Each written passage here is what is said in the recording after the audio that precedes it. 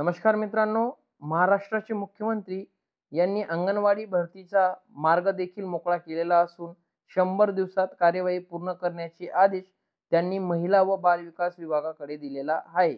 यामध्ये 3 पदांचा समावेश त्यांनी जाहीर केलेला आहे. अंगणवाडी पर्यवेक्षक, मुख्य सेविका व मदतनीस असा 3 भरती किंवा 3 पदांची भरती होण्याचा आदेश त्यांनी दिलेला आहे व ते येत्या 100 दिवसामध्ये पूर्ण करण्याचे आदेश देखील त्यांनी सर्व पदे भरण्याचा आदेश त्यांनी दिलेला आहे. मित्रांनो, आपल्या या चॅनलवर कोणी नवीन आले असणार तर आपल्या चॅनलला सबस्क्राईब करा व तसेच बेल आयकॉनला क्लिक करायला विसरू नका. तसेच आपला हा व्हिडिओ खूप महत्त्वपूर्ण असल्यामुळे आपण जास्तीत जास्त शेअर करा, जेणेकरून गोरगरीब महिलांपर्यंत हा व्हिडिओ जाईल आणि त्यांना देखील या संधीची सुवर्ण संधी करता येईल. तर चला मित्रांनो, आपण स्क्रीनकडे वळूया.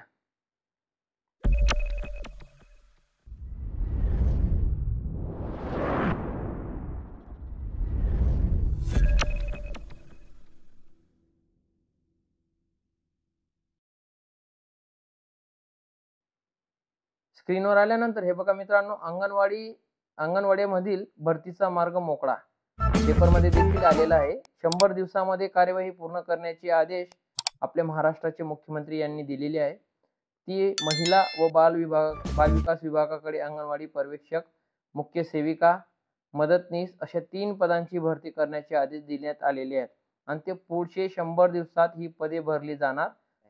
मुख्यमंत्री देवेंद्र फडणवीस यांनी प्रत्येक विभागाला 100 दिवसाचे उद्दिष्ट ठरवून दिलेले आहे. यान्वये महिला बाल विकास विभागाने रिक्त जागा भरण्याचा निर्णय घेतला आहे. अंगणवाडी सेविका व मदतनीस पदासाठी नवीन भरती करण्यात येईल. यासाठी किमान 12वी उत्तीर्ण असणं गरजेचे. तर मित्रांनो, शिक्षण पात्रता 3 पदांसाठी 12वी उत्तीर्ण असणं गरजेचं आहे.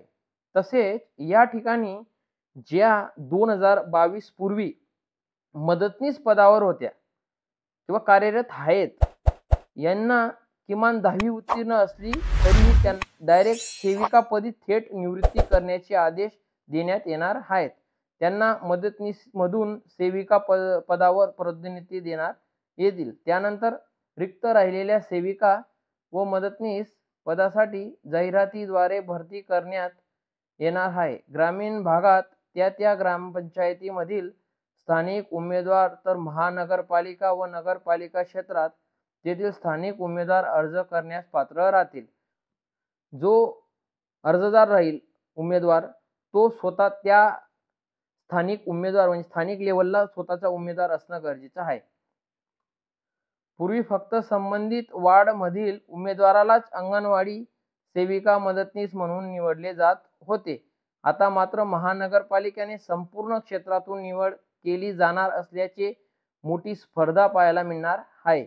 या अंगणवाडी भरतीसाठी उमेदवारांना कोणतीही लेखी परीक्षा द्यावी लागणार नाही. सर्वात महत्त्वाचा पॉईंट आहे मित्रांनो, की आता जी अंगणवाडीची भरती राहील, मदतनीस, सेविका आणि पर्यवेक्षक, तर तुम्हाला कुठल्याही प्रकारची एक्झाम द्यावी लागणार नाहीये, लेखी परीक्षा नाहीये. तुम्हाला तुमच्या गुणानुक्रमांकावर हे बघा खाली दिलेले उमेदवाराच्या गुणानुक्रमांकच निवडीसाठी महत्त्वाचे ठरेल. म्हणजे तुमचं या ठिकाणी त्यांचा सांगण्याचा अर्थ असा आहे, की तुम्हाला जेवढे जास्त शिक्षण राहील तुमचं, तेवढं तुमचा चान्स जास्त राहील. उदाहरणार्थ 12वी झाल्यानंतर कोणाचं ग्रॅज्युएशन झालं असेल, डीएड झालं असेल, काही तुमचे जे पीएचडी वगैरे काही जे असेल ते, कारण भरपूर लोकांचे डिप्लोमा वगैरे झालेले असतात महिलांचे, किंवा डीए, बीएड, बीए, बीएससी सर्व काही झालेले असतात. तर त्यामुळे त्या स्त्रियांना देखील या ठिकाणी खूप चांगला चान्स आहे. असेच व्हिडिओ पाहण्यासाठी आपल्या चॅनलवर कोणी नवीन आले असणार तर आपल्या चॅनलला सबस्क्राईब करा, जास्तीत जास्त शेअर करा.